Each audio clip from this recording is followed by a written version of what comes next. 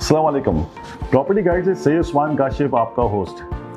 आज बात करेंगे प्रॉपर्टी की और मुल्क की जो करंट सिचुएशन है, जो हालात यहाँ पर चल रहे हैं इन्वेस्टर्स के लिए, बिजनेस के लिए, तो उस पर बात करेंगे। कल दो वीडियोस वायरल हो रही थी। एक ज़ुबैर बेग साहब की, DHA डेफेक्रेरिया के प्रेसिडेंट हैं, और इम्तियाज़ सिद्दीकी साहब जनरल सेक्रेटरी।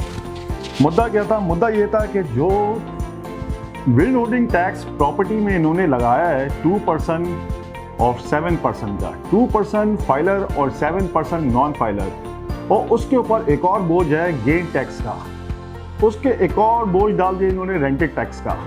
तो रेंट पे भी टैक्स ले रहे हैं, फाइलर पे भी टैक्स ले रहे हैं, नॉन फाइलर पे भी टैक्स ले रहे हैं। इसका इम्पैक्ट जो प्रॉपर्टी में पड़ा है ना, वो बहुत ख़तरनाक है और वो बहुत ही बुरा साबित हो रहा है। दूसरी बात, डॉलर नहीं रुक रहा भाई।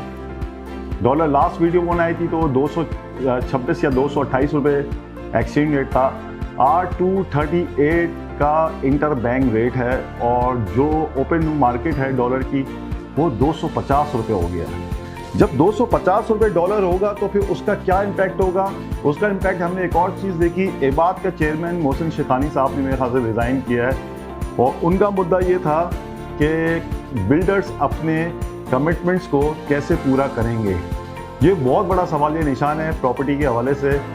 पता नहीं, जब हम सोचते हैं तो बहुत ही डर लगता है, क्योंकि बैरियर टाउन में सबसे ज़्यादा कंस्ट्रक्शन हो रही है और सबसे ज़्यादा बुकिंग्स बैरियर के अंदर हुई है प्रॉपर्टी के हवाले से, अपार्टमेंट्स की, कमर्शियल की, शॉप्स के हवाले से। जो बुकिंग 3 साल पहले हुई है वो 109 रुपये का स्टील का रेट था, और आज 1,09,000 रुपये का स्टील का रेट था। आज जो रेट है वो 2.5 लाख रुपये स्टील का रेट है, और डॉलर अभी भी ऊपर जा रहा है।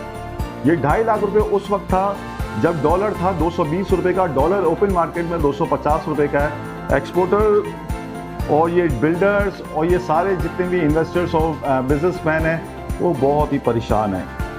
उनकी परेशानी के बाद जाहिर सी बात है, मेरा कारोबार भी, हमारा बिजनेस भी रिलेटेड प्रॉपर्टी का है, तो बहुत परेशानी है, बहुत मंदी है। सारे जो ब्रोकर्स हैं, जो प्रॉपर्टी कंसल्टेंट हैं, वो बहुत परेशान हैं। जाहिर सी बात है, उनका घर, मंथली सब इसी से चलता है। तो उन्होंने भी रिज़ाइन किया। उन्होंने बोला कि भाई बिल्डर कमिटमेंट्स कैसे पूरी करेगा, जो जबकि उसने अपना प्रॉफिट मार्जिन अगर 30% 40% का प्रॉफिट मार्जिन रखकर उसने एक अपार्टमेंट्स को बुक कराया है, वो भी 4 साल के प्लान पे। इंस्टॉलमेंट प्लान आप 10% की बुकिंग अमाउंट ले लेते हैं, और आपको तो मालूम है कि 4 साल का प्लान होता है। इंस्टॉलमेंट जो आती है वो हर मंथली या क्वार्टरली मंथली आती है, और यहाँ डॉलर डे बाय डे बढ़ रहा है।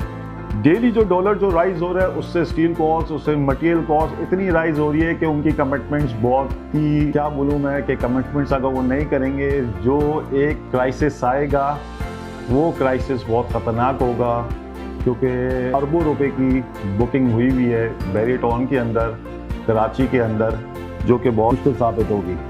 तो ये मुल्क के जो हालात हैं वो किस साइड जा रहे हैं, वो बहुत ख़तरनाक जगह जा रहे हैं। डिफ़ॉल्ट की सिचुएशन में बिल्कुल जा रहे हैं। मैंने लास्ट वीडियो भी की थी, तो डिफ़ॉल्ट की जो इम्पैक्ट पड़ेगा, अगर आपको नहीं देखी तो आप मेरे YouTube पर जाके देख सकते हैं। तो डिफ़ॉल्ट की पोजीशन में जा रहे हैं। हमारे पास डॉलर कहीं से नहीं आए, ना IMF से आए, ना कहीं से आए हैं नहीं। रिज़र्व बैंक हमारा डेली बेसिस में नीचे आ रहा है, डेफिनेटली नीचे जाएगा, और वो जो क्राइसिस पैदा होगा वो एक अलग क्राइसिस पैदा होगा। लेकिन आज का जो क्राइसिस पैदा हुआ है वो जो उसको भी क्या कहते हैं, वक्त जो हुकूमत हैं उनको देखना पड़ेगा, इसके ऊपर काम करना पड़ेगा। एटलीस्ट ये जो 2% और 7% का जो इन्होंने बिल्ड होल्डिंग टैक्स लगाया है, जो हमारी जो रोटेशन थी प्रॉपर्टी की, जो बाइंग सेलिंग थी, उसके ऊपर बहुत बड़ा बोझ है।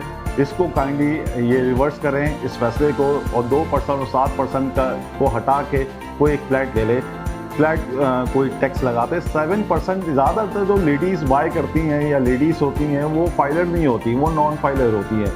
तो ऑफिशियल वैल्यू अगर 1 करोड़ रुपए की है तो उस पर 7% का टैक्स है, 7 लाख रुपए इसका टैक्स है। अगर बड़ी प्रॉपर्टी है वो तो मर गई है, वो कैसे होगी? अगर 10 करोड़ रुपए की है तो 70 लाख रुपए सिविल होल्डिंग टैक्स लगेगा, जो कि वापस नहीं होता, एडजस्टेबल होता है आपके इनकम टैक्स रिटर्न पे।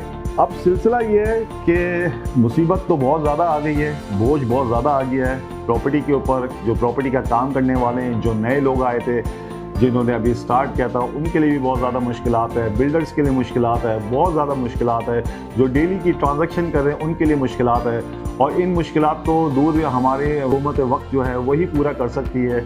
और वो कोई डिसीजन ले, अभी तो इलेक्शन में ही इनके आपसी इतने मसले मसाइल चल रहे हैं, अभी कभी गवर्नमेंट ये रहती है कभी वही रहती है, जो अदम एतमाद से अब तक जो मसले मसाइल में हमारे पैदा हुए थे वो मसले मसाइल एज इट इज़ हैं, बढ़ रहे हैं, कम नहीं हो रहे। और किसी को भी खबर नहीं है और किसी को भी फिक्र नहीं है कि इस मसले के ऊपर कोई बात कर सके, ताकि हमें एक वे दे सके।